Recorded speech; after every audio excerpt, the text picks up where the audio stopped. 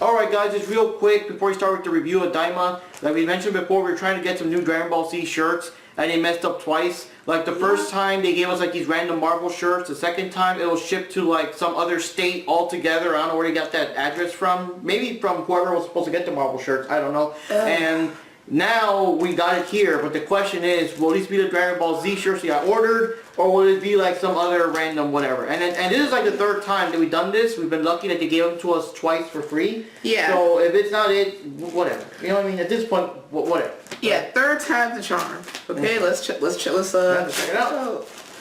Let's see if we got actual Dragon Ball shirts this time. Hey, it's Sailor Moon. No, I mean, in this case, like I said, hey, what the heck? Oh, yep. Okay, got it right. Yay. There we go. Oh, wow. See, since I didn't know what the shirts were going to look like anyway. So Goku with all his transformations, including the Super Saiyan God one. So, you know, cool, updated. And that is obviously for Super. You know how. Oh, wow. Yep. And of course, this is another Super one. It's of course, Goku, it's Super. Vegeta, and also Jiren from the world, you know, the Tournament of Power and everything. So yeah, so you'll be seeing us wearing these in future episodes and all that good stuff. But yeah, finally, after 3 times, and once again, I want to give credit to Hot Topic because they shipped it to us the second time. We didn't have to like pay or anything or pay extra shipping to even ship back the Marvel ones. They let us keep them. They let us keep the Marvel ones. Yeah, I kind of like those Marvel ones. They're kind of nice. Well, like I said, I really like the Spider-Man Venom one. Yeah. All right, guys. Well, on to the review. Alrighty, let's check it out. Hey, this is Mark, and with me is Jimmy Chan, also known as Ninja Jupiter. You can call me Wendy. Hi, guys. Time for the next Daima episode. Yes, now we're going into episode 10, which is called Ocean.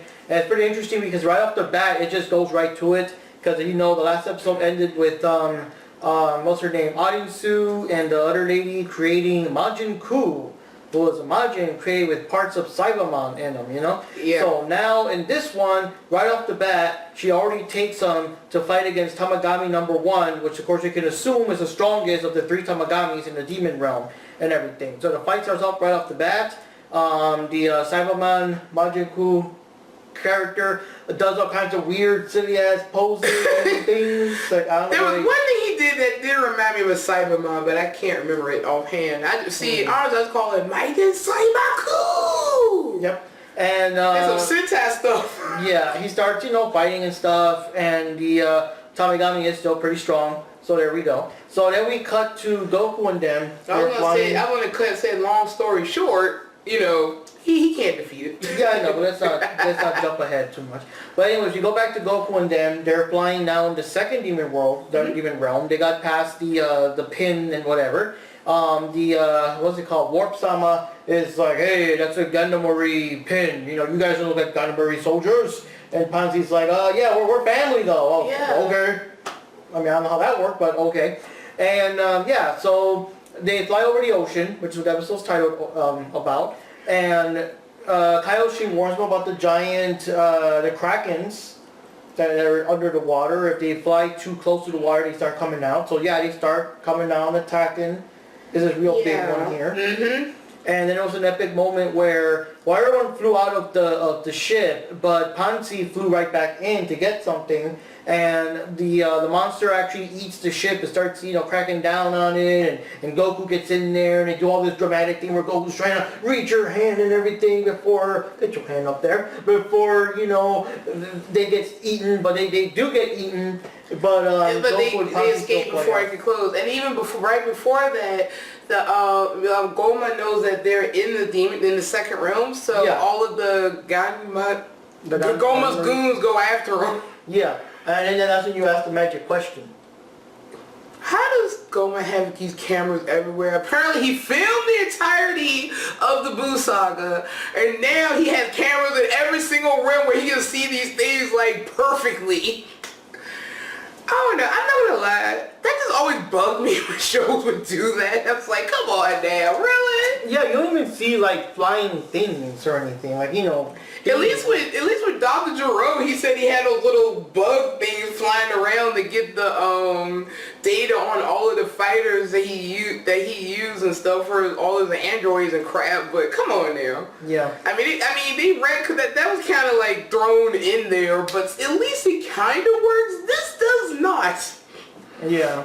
So then, anyways, and you know what's another thing? They don't even explain it. Like whenever they showed Arinsu in the Buu Saga, they don't even explain like, you know, hey, one of our, you know, monitor camera things detected it. It's just the cameras are just there. I don't know. So anyways, what can I say? The ship gets completely eaten by the monster. And then everyone freaks out because, oh shit, what about the Dragon Ball and whatever. And then Bonzi shows that she went for the Dragon Ball. Because if you notice, her hand was kind of off screen until they mentioned it. So that explains why she flew back. And even when she flew back, so, oh, she probably wanted to get the Dragon Ball. You know, it's kind of like obvious with that. Yeah. Yeah, that was kind of weird though. It was kind of clear. I don't know why the cartoon made it look like a mystery and then like a big reveal until she finally pulled it up. But I mean, it's kind of. I mean, you would understand that they would want to get the Dragon Ball after all the trouble they've gone through to get it and everything. Yeah, but so much was going on. It's like, oh, they would have forgotten it. But yeah, it's kind of like, oh, that's definitely why she's going back. She's going to get the Dragon Ball because, you know, they went through the trouble to get it. They need all of them. And like Goku said, worried about Dende, you know, and all that, you know. Yeah. So they're going to go up to the other demon realm and all that stuff. And once they get into the demon realm, the second demon realm now, they decided to go check out Namek, where Namek first came out. I guess the original planet Namek, before the Namekians would leave the demon realm. And go to their planet, you know, kind of resettle on that other planet, turning that into planet Namek, which we know Frieza destroyed. Yeah, and all that. So once they get there, Goku senses that Vegeta and them are nearby, so he's going to go to them to bring them over. So in the meantime, we still see that Majin Kuu is still fighting against the Tamagami with all kinds of physical attacks, energy attacks, and stuff like that. But the Tamagami is still like resisting everything he does. And there's parts where he's like, the Majin Kuu is actually like worn out. And he's trying to just warp in different areas. But no matter where he goes, the thing is like right behind him at all times. So in the end, after doing some fancy flips, he fires this super massive mouth blast that engulfs the Tamagami. Or even Arinsu, because Arinsu's there the whole time, even she's kind of because you think that that's it, you know. And then we cut back to the other people. So Goku arrives to, like everyone else, to Vegeta and all them, because they're also flying above the water. And to be fair, Hypebeast has never been to the second demon realm, so he doesn't know about the Krakens.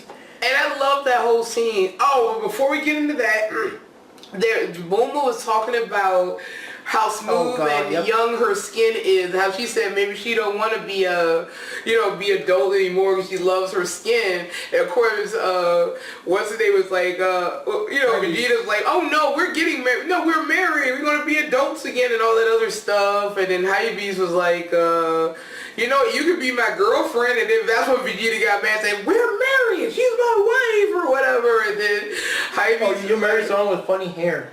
And then he said, he said, you like this guy with the funny hair, but I love what Hypebeast said, that doesn't bother me. I'm sorry, Hypebeast is like my favorite character. I don't listen to that open relationship stuff, huh? And then he would talk about how apparently, he likes, adult bodies and all that other stuff. Yeah, Vegeta was insisting that no, they're all going to turn adults and whatever. And Hypebeast's like, he likes women with big boobas. Yeah. I never did. And Vegeta got all defensive, said to shut up and all that other stuff. And Piccolo was like, yeah, I guess he's right. So it is now canon. Vegeta likes the boobas. Which is kind of funny when you think about it because, okay, Bulma's up there making this statement saying she don't want to have the adult body anymore. That seemed to me very out of character for her to say. She's very vain. I know she's vain, but she also like how her body looks too adult-wise. I mean, why...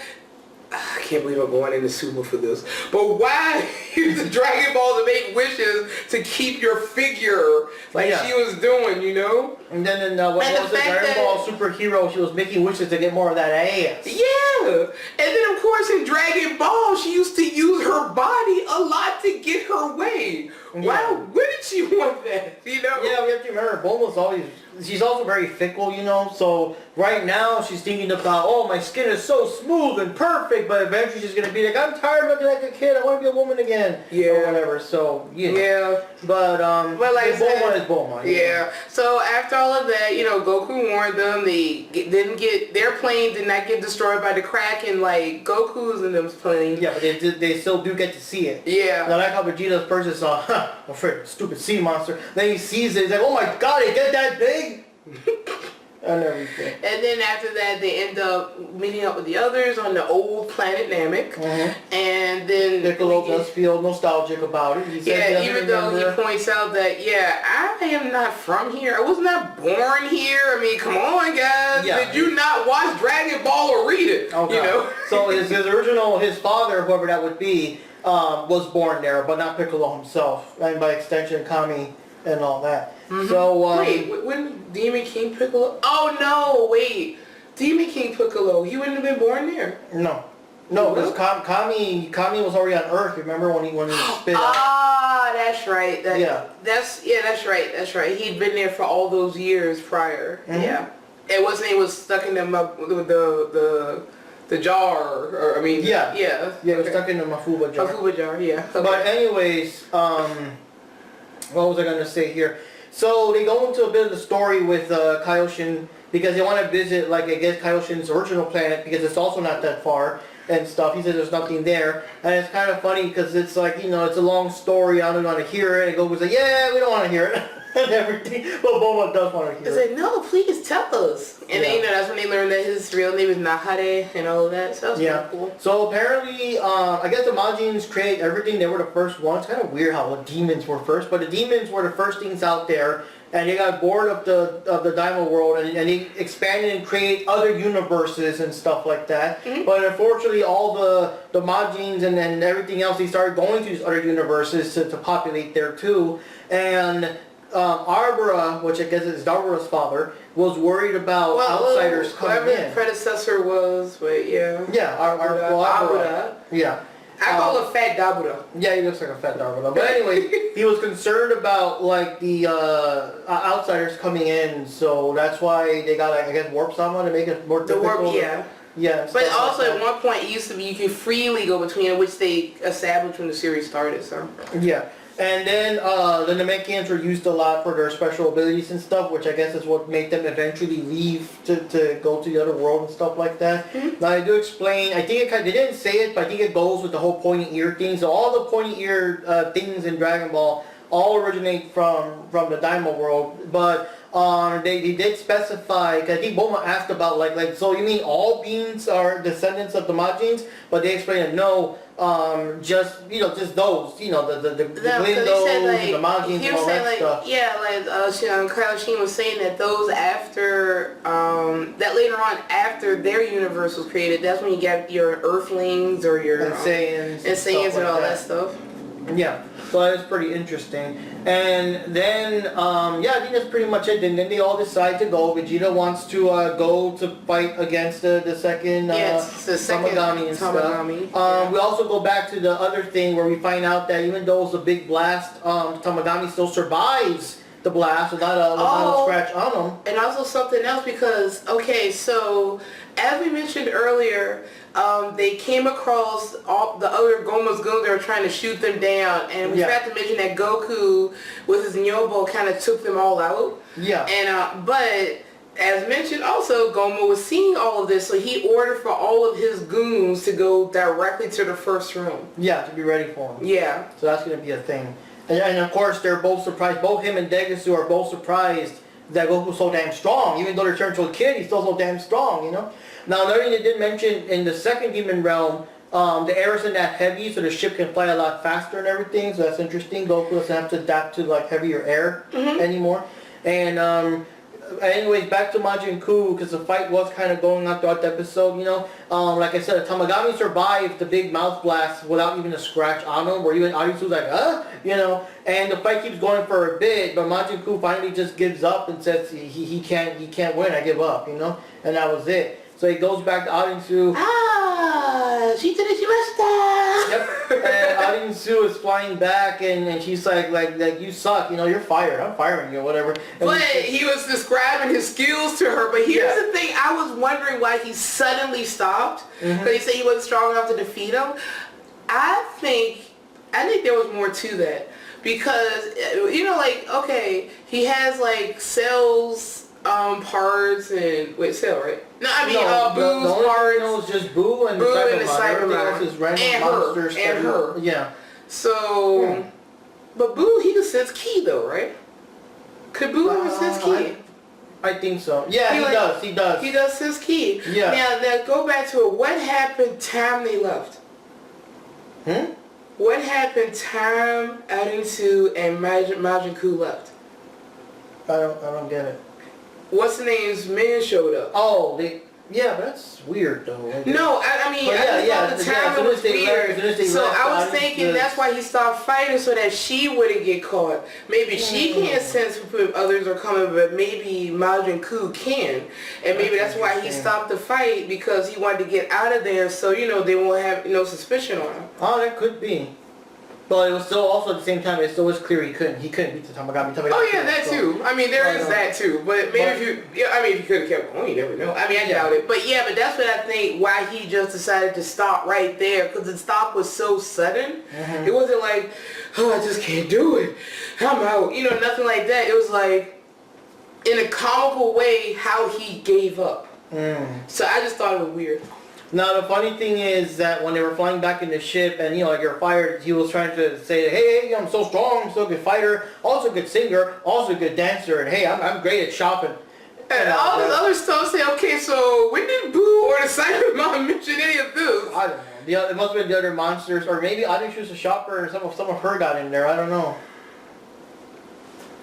Now, one thing that is also interesting that I was asking when we were watching it, but it never came up in this series. Of course, one of Majin Buu's most dangerous things ever isn't that he's so damn... I mean, he is strong, but the biggest thing is, of course, the non-stop regeneration, where even though you could blast him to bits over and over and over again, eventually you're going to get worn out, and he's still there like nothing, So with this one, we never got to see if he has the same abilities to regenerate, and if we noticed, he was solid the whole time. He never stretched his limbs or bend himself in ways. The Tamagami didn't cut him in half and he just reformed. Right? He didn't show any actual, I guess the Majin Buu elasticity abilities or anything. So we don't know if he can regenerate or not. Well, when I was younger, I just said, oh, he's just a chewed up piece of glue. Yeah, but that was the thing, because, and that's what made Buu so dangerous. They just keeps coming back no matter what. Because technically speaking, like when he fought Vegeta for the first time, Vegeta blew a hole in him, and that would have been the end if it was anyone else. But and he just filled it back up, So it's so in this one, we haven't seen so far.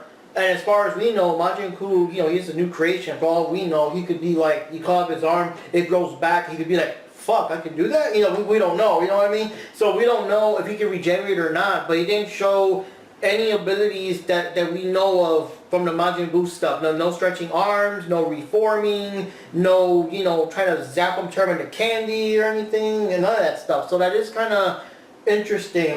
And I wonder if most of it is because Cybermen can't do that. They can't stretch and whatever, so maybe a lot of that came from him, from the Cyberman part of it. They can blow up though. No, yeah, but unlike, Yamcha knows about that, but you know what I mean, we don't know if they can reform after blowing up, so that is interesting to That's an interesting combination. You're mixed with something that can't regenerate after it blows up, but mixed with something that can regenerate if they get blown up. Yeah. So that's, see where that goes. Yeah, we'll see what happens. I'm very curious. Now, one thing, I'm not going to show Wendy, but I'm sure you guys have seen before. Recently, Crunchyroll did kind of fuck up, in my opinion. I'm sure they're doing it to hype up the show and all that stuff, but in my opinion, I think it's a fuck up. They showed the pictures of various Majins that we're going to be seeing in the series. I won't spoil it. Oh, really? I'm sure, yeah, they showed all the Majins and stuff like that. And in my opinion, they shouldn't have done that because it spoils it a lot. Because the last time last episode, I was surprised that they got the character and all that. But now, knowing that others are coming and you know what they look like, at least for me, it kind of ruins the surprise already. And me, I don't hang on the internet enough, so I wouldn't notice. Yeah. Yeah, but that is kind of weird. And the biggest thing that surprised me was that Crunchyroll themselves revealed it. It wasn't like a leak or whatever. It was like Crunchyroll. So Crunchyroll, what the fuck you doing? You know what I mean? Now, other things I want to just cover real quick though before we go into final theories is that apparently Daima's not doing that well, ratings wise. At least here in America, I don't know how it is in Japan. For all we know, it could be like gangbusters in Japan. But here it's not going so well. Yeah, because like I said, it hasn't been advertised very much here. Yeah, hasn't been advertised very much. I heard that there isn't a dub yet. Yeah, there isn't a dub yet, and some of the people they can't watch Dragon Ball without the dub, and I keep hearing the same thing. I keep hearing people that they couldn't wait. They wanted to watch Daima, and they're turned off the moment they hear Goku's voice because they're not used to Goku's Japanese voice. Or you have those that rather have the series in full so they can binge watch it. Yeah, that's it. And then the third thing is that Daima is like on Crunchyroll and Hulu and Netflix and everything else.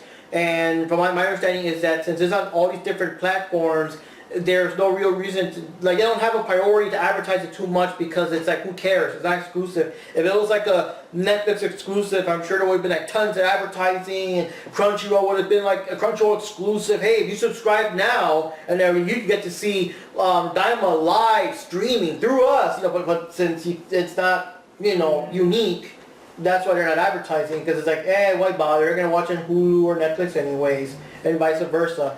But that's what I'm hearing right now so far. And the biggest thing I'm surprised is that, there aren't any like Hot Topic Daima shirts yet. There's figures, but they're coming out later. But that, in my opinion, there should already been like figures of Daima already. You know what I mean? And stuff like that. So, yeah. So, the dub is coming soon. Like I think January 10th or something. Oh, it got pushed back. Yeah, and everyone is excited because apparently the same person that voiced Goku, Kid Goku in Dragon Ball, is coming back to voice him again now. You know, for the people that grew up with the dub. But Kid Gohan, it's Gohan, right? Yeah, the same voice of the first Gohan, not the second. And I didn't like that either. Yeah, but there you go. You know, all that kind of stuff. But anyways, any other theories or any other things for this episode? Well, there's never. In his situation, because when they were leaving the planet, the old planet Namek, to go out to the second Tamagami, you saw him just show up, slowly approaching the ship. Yeah, so it makes you wonder what he's going to do, and that's where the episode ends. So I don't know, unless he does something where he's going to be summoning the Dragon Balls after if someone else gets them all and give them the Goma. Yeah. I mean, since he does have the power to kind of sort of do that. Yeah. So. Hey, you never know. We gotta see. And also, we gotta remember that Glorio's also sketchy. He's still helping them get the Dragon Balls for audiences. We gotta find out what happens whenever they get to the reveal. Whenever they get all 3 Dragon Balls and haha, audiences planned all along. We gotta see what happens there. Yeah. Right now, he's like. Do we trust him or do we not trust him, or is he going to be like more like somewhere in the middle, like a gray area character? Yeah, and also if this series really is 20 episodes, we're at the halfway point already. So let's see what happens. Yeah, and I hope they do get back to Earth, because I would like to see the other characters, last hurrah or something. Yeah, I mean, I don't know. The way it's looking, we're probably going to see them only like when they turn into adults again or something. And I'm still curious about Gohan and Videl. Yeah, I mean, they're busy doing something. Yeah, that's right. They're baking bread. Right? Yep, there you go. They're making that bread. They're pounding it. But anyways, that's they're pounding the mochi and all of that. But anyways, guys, this is Mark signing off here. This is Jupy Chan, also known as Ninja Jupy, or you can just call me Wendy. Bye, guys. Ugh.